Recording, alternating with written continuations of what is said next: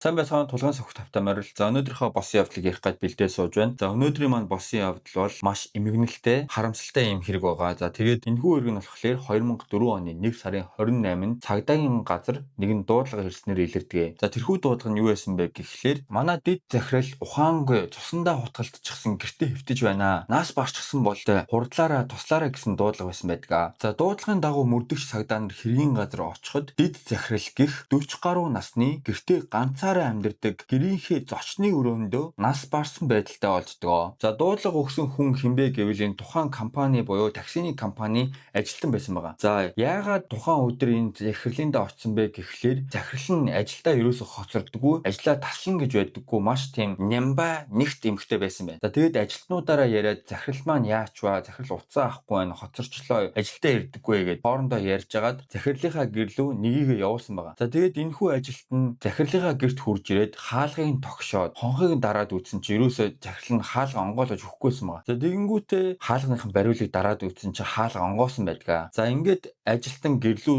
дотогш ортол захирал нь зочныхоо өрөөнд ухаангүй хэвтэж байдгийг олж хараад цагдаад дуудлага өгсөн энэ байдаг. Захирлыг өмнөх өдрийн оройн 6 цагийн алдад ажлаа тарааж явж байхыг харсан гэсэн ажилтнуудын мэдүүлэг байдаг. За хэргийн газрын үйлчлэгээр талигаачийн хажууд гольфийн цохиур байх бөгөөд хэрэгтэн талигаачийг гольфийн цохиураар зохиж унгаад хоолойг нь боож амийг нь хороосон байх магадaltaй байдаг. За талигаачийн цогцсны байрлалаас харахад хохирогч хэн нэгнээс айж цухтах биш маш тайван байж байгаад халдлагад өртөж амнасаа алдсан байж болзошгүй болж тогтоогддог. За мөрдөгчдийн үдснээр хэрэгтэн гэрийг ухаж тонгицсон зүйлгүй гэрт байсан 20 сая вонч хэвээрээ байсан учраас ямар нэгэн дээрмийн шинжгүй зөвхөн захирлын амийг хорох зорилготой гэрт нэвтэрсэн байж магадгүй гэж үздсэн байдаг. За шүүх шинжилгээний багийнхан хэргийн газар ирж шалгахад хэрэгтний ДНХ гэх зүйл огт олдоогүй байдаг бөгөөд хурууны хийж олдоогүй байсан байгаа. За ингээд хэрэгтний гих нэг уул мөр энэ гэрээс олдсон байгаа. За тэрхүү уул мөр нь юу вэ гэхлээр нэг бээлийн оромт ч юм уу те бээлийн шиг зүйл өмсөд ингээд цусанд хүрсэн байх магадaltaй болж таарсан байгаа. За тэгсэн чинь нэг мөрдөгч нь болохоор энэ бээлийн огт биш байна. Хуруутай амьс байна те нөгөө хуруутай юм салаатай амьс байдаг шүү дээ. Тийм салаатай амьс өмсдөг хүн байна. За ингээд хэрэгтэн хөлөндөө юм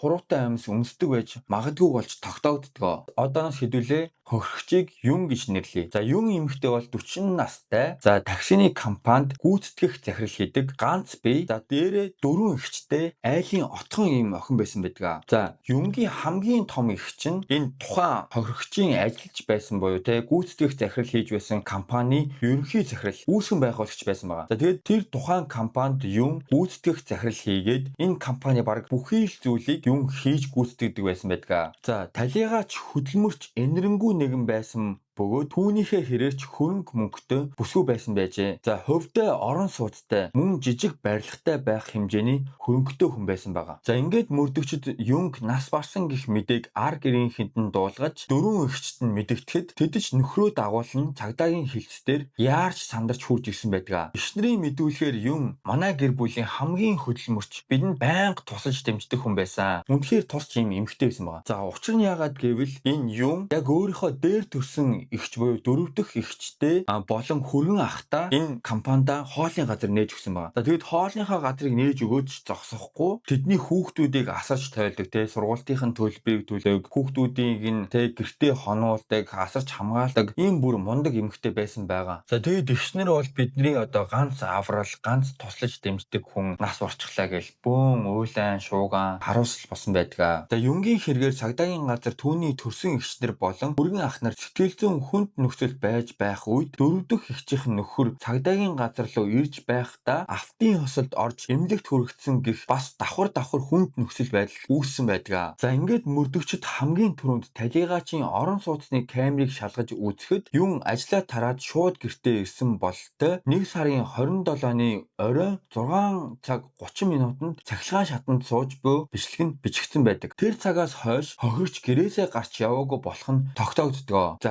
Мөрдөгч тухайн байрны 19 давхурт амьдардаг ийм эмэгтэй байсан байгаа. За тэгээд мөрдөгчд тухайн байрны бүх оршин суугчдыг шалгаад бүх одоо тэр лифтэнд суусан бүх хүмүүсийг шалгаж үзсэн байдаг. За тэгсэн чинь энэ хэрэгтэй холбоотой нэг ч сэжүүр, нэг ч сэжигтэй хүнийг олж чадаагүйсэн байгаа. Тухайн байранд цахилгаан шатны хяналтын камераас өөр камер байхгүй байсан ба үүнээс үзэхэд хэрэгтэн 19 давхар хүртэл шатаар алхан гарсан байж болзошгүй болж таардаг. За хэргийн газрын үзлэг мөн хэрэгтний хийсэн энэ бүх үйлслүүд түүнийг энэ хэргийг эртнээс төлөвлөж үйлдсэн гэж үцгэд хүргэдэг. За мөрдөгчд талигаачийн таксины компани жолоочтой уулзаж талигаачийн талаар асуухад их зарчимч хатуу хүн. Түүнээс нь болж хэд хэдэн жолооч маргалдаж зөрчилдөж байсан гэх ба тэрхүү жолооч нарын тухайн өдрийн маршрут болон хаана юу хийснийг нь шалгаж үзэхэд энэ хэрэгтэй огт холбоогүй болох нь тогтоогджээ. За ингээд хэргийг шалгаж байх үед мөрдөгчдийн чихэнд нэгэн сэжиг бүхий зүйл сонсогддог. За энэ яриа бол хохирогчийн дотны найзын мэдүүлэг байсан байгаа. За дотны найз нь цагдаагийн газарт хурж ирээд ийм мэдүүлэг өгсөн байгаа. Мөрдөгчөө, энэ миний ярих гэж байгаа зүйл энэ хэрэгтэй холбоотой үгүйг нь бас сайн мэдэхгүй байна. Бодоод үзэхлээр миний тамаг зөвч юм шиг. Миний сэжилж байсан хүн талигаачийн ажил явдал дээр хүртэл ирээгүй гэж бодохоор нэг л сэжигтэйдгээ. Энэ хэрэг болохоос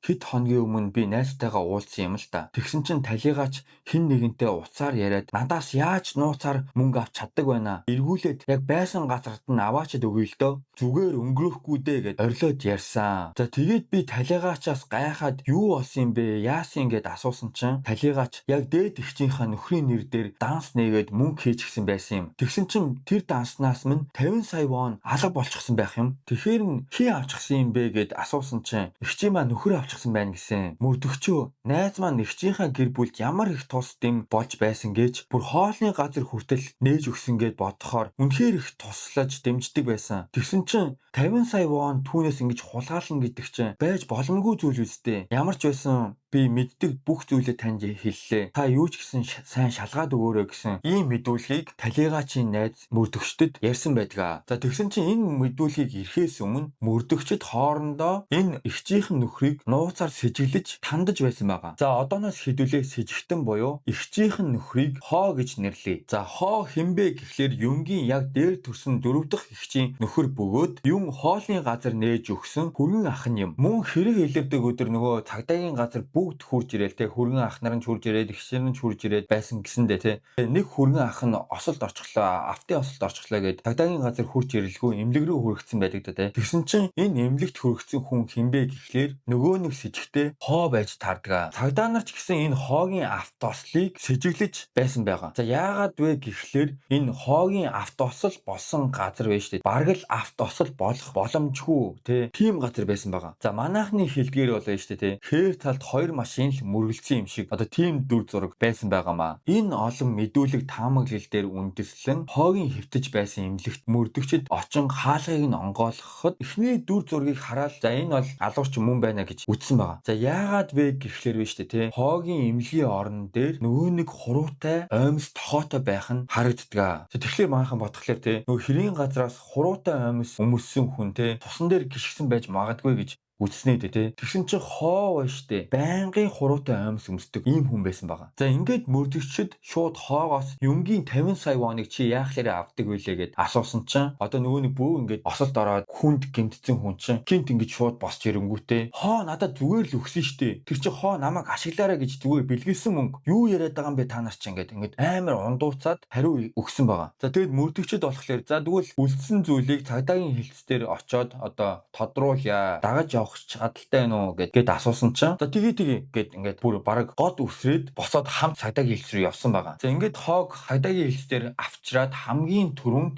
чи юунд яахлаар ингэж ханддаг вүлээ гэд асуусан чинь Хоо бүр ингэ ширээгээ шааж босч ирэнгүүтээ би юунг алаагүй гэд ингээд бүр уурлаад орилсон байгаа байхгүй. Би юунг алаагүй гэж новшнууд минь гэд ингээд мөрдөгчд рүү орилж уурлсан байгаа. Ер нь профайл руу за сэтгэл зүйчд мөрдөгчд мэдүүлэг өгч байгаа хүн яагаад уурладаг вэ гэхлээр өөрийг нь ямар ч ингэм гарцаагүй байдал оруулаад те өөрийнх нь нууц илэрчихвээ гэсэн үүднээс айгаад уурлж эхэлтгээ гэж одоо үздэг байгаа. Тэгсэн чинь яг л тэрний айдлаар Хоо уурлаж ундууцж ирсэн байдаг. За ингээд төд удалгүй Хоогийн эхнэр буюу талигаачийн яг дээдлийн эгч хурж ирсэн байгаа цагдаагийн хэлс. Энэ хоо болон эхнэрийг нь уулзуулаад үзсэн чинь эхнэр нь чи миний дүүг алчихсан юм уу? Чи миний дүүг яахлаараа алдсан бэ гэд одоо хоог барьж аваад ингээл хоотоо зуурлцсан байгаа юм л да. Тэгсэн чинь хоо одоо эхнэрийнхээ өмнө бүх хэрэгээ хүлээгээд би дүүгийг чи алсан гэд одоо үннээ хүлээж эхэлтгээ. За хоо бол мэдүүлэхдээ юм бол намайг байнгын дорд үзэж дорд өнгөөр надтай харьцдаг байсан. За хэрэг гардаг өдөр ч гэсэн би урдын адилаар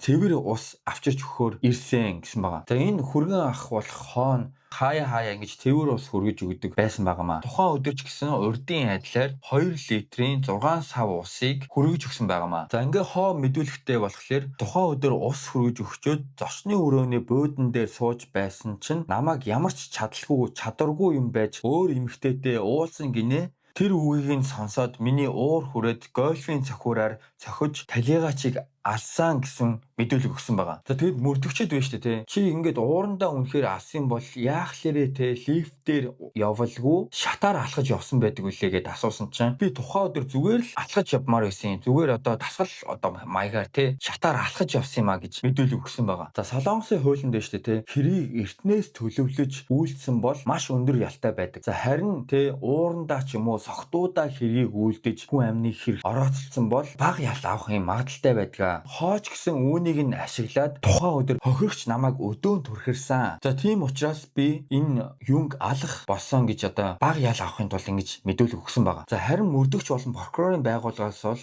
энэ хэрийг эртнээс төлөвлөж хийсэн. За энэ ч гэсэн нотлох баримтуудаар тогтоогдсон гэж үзсэн байгаа. За энэ нотлох баримтуудаас та бүхэндээ дурдж хэлэх юм бол биш үү те. Хоо цахилгаан шатны камерт бичигдэхгүй тул шатаар алхаж гарсан. Нэгт. За хоёр тухайн өдөр Юнгийн гэрт хоогийн охин байсан байгаа. Охин руугаа яриад Юнгийнхаас яваа, Юнгинд өнөөдөр хонолгүйгээр өөрийнхөө гэрт очиод хоноо гэд охин руугаа залгсан байгаа. За 3-т болохоор за энэ бүр үнэхээр хамгийн адын шүү. За хоо байж тээ Юнгийн нөгөө нэг хадгалуулдаг байсан мөнгнөөс 130 сая воныг авсан тогтоогдсон байгаа. За тэгээд энэ бол зөвхөн тогтоогдсон мөнгөний дүн шүү. Тогтоогдоогүй мөнгөн дүн энээс их байх магадaltaй гэж цагдаа нар үзээд байгаа юм байлээ. За ингээд хамгийн адын энэ нь шүү дээ, тий. Хоо Юнг хороочоод 400 сая воны байр авахаар гэрээ хийх гэж байсан тогтоогдсон байдгаа. За тэгэхээр манайхаа үнэхээр аимшигтай болтой. Юн хөргөн ах болон ихчийн амьдралд ингээд тус дэм болоод яваад тий шигдаан хүртэл одоо хоолны газар хүртэл нээж өгөөд хүүхдүүдийн сургалтын төлбөрийг өгөөд хүүхдүүдийг нь хүртэл ингэж асарч өгдөг. Ийм тус дэмтэй амьддаг байсан хүнийг те ашиглаад хадгалуулсан мөнгийг нь аваад үрээд те байр хүртэл авах гэсэн гэд бодхолоор үнэхээр аимшигтай болтой. За тэгээд энэ хоогийн мэдүүлэгтээ ярьсан зүйл байгаа шүү дээ.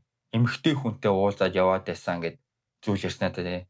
Тэр ч баг үнний ортой байсан юм шиг байгаа. Игчээс нь өөр хүнтэй уулзаж явдгийг нь одоо юм мэдэж таараал. Тэгээд юм хороосон байх одоо магадaltaй болж таардгаа. За ингээд энэ хэрэг маш харамсалтай өндөрлөдөг. За шүүхээс хоод биш те 13 жилийн ял оноосон байгаа. 13 жилийн ял. Үнэхээр аимшигтай. Одоо хүн нэг талаас туслаа дэмжиж яваад идэг гэсэн чинь нөгөөх нь те адын бодол тэгээд ингээ яваад идэг.